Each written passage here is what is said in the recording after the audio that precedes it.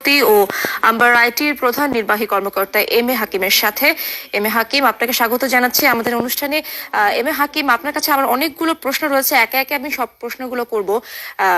প্রথমে যে প্রশ্নটা আপনার কাছে জানার ছিল সেটা হচ্ছে সঞ্চালন লাইনে কি ধরনের ক্ষতি হয়েছে সেই বিষয়ে আমাদেরকে জানাবেন, এবং যে কারণে দেশ জুড়ে ইন্টারনেট সেবা বন্ধ হয়ে গেছে সেই বিষয়ে তথ্য কি রয়েছে আপনার কাছে।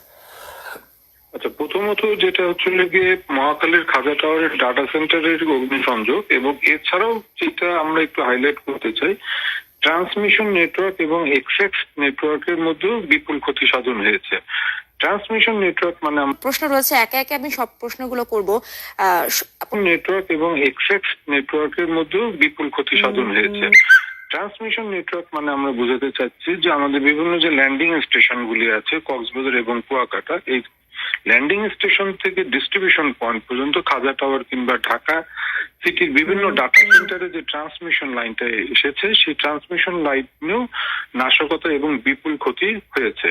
এবং ওই পরবর্তীতে যখন ইন্টারনেট সার্ভিস প্রোভাইডাররা বিভিন্ন এক্সেস নেটওয়ার্কের মাধ্যমে প্রান্তিক পর্যায়ে গ্রাহকদেরকে ইন্টারনেট কিংবা ব্রডব্যান্ড পরিষেবাটা প্রদান করে থাকে, এবং আমরা এক্সেস নেটওয়ার্কের মধ্যে বিভিন্ন ধরনের অগ্নিসংযোগ এবং লুটতরাজ হয়েছে। এবং মোটামুটি ভাবে বলা যেতে পারে যে এই রেজিস্ট্রেশনটা হয়তো আর একবারে ফুললি 100% ইন্টারনেট পরিষেবাটা ইনশিওর করতে বেশ কয়েকদিন সময় লেগে যেতে পারে। তাহলে ইন্টারনেট চালুর প্রক্রিয়া এখন কোন পর্যায়ে আছে আমরা কি জানতে পারি কিনা, বা কোন কোন স্তরে মেরামতের কাজ চলছে এখন? ট্রান্সমিশন নেটওয়ার্ক ডাটা সেন্টারের নেটওয়ার্কে আজকে আমরা পরিদর্শন করব, এবং আশা করা যাচ্ছে যে প্রায় শেষ পর্যায়ে। ট্রান্সমিশন নেটওয়ার্কটাও হয়তোবা শেষ পর্যায়ে। ট্রান্সমিশন নেটওয়ার্কটা অন করে দেওয়ার পরে যখন আমরা দেখবো যে এক্সেস নেটওয়ার্কে কি ধরনের ক্ষতি সাধন হয়েছে এবং বিভিন্ন প্রান্তিক পর্যায়ে গ্রাহক থেকে যে কমপ্লেন গুলি আসবে তার অনুযায়ী আমাদেরকে আসলে এটা কাজ করতে হবে।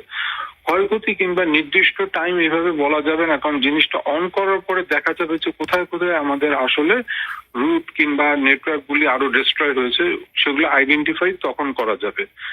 আমরা আশা করছি যে খুব সীমিত আকারে আজকে কিংবা কালকের মধ্যে ইন্টারনেট পরিষেবাটা ইনশিওর করা যাবে, এবং 100% আমি যেটা বলছিলাম যে প্রত্যেকটা গ্রাহককে ইনশিওর করতে গেলে আরো 10-15 দিন সময় লেগে যেতে পারে বলে আশা করা হচ্ছে।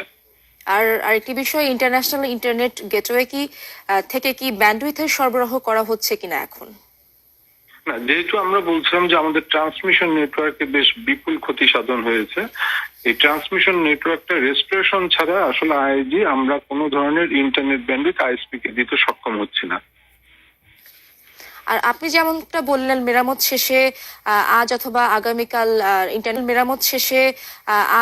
আগামীকাল ইন্টারনেট সেবা মিলতে পারে, এবং এ বিষয়ে আমরা কোনো স্পষ্ট তথ্য পাবো কিনা, আজ বা কাল কখন নাগাদ ইন্টারনেট সেবা আমরা পেতে পারি?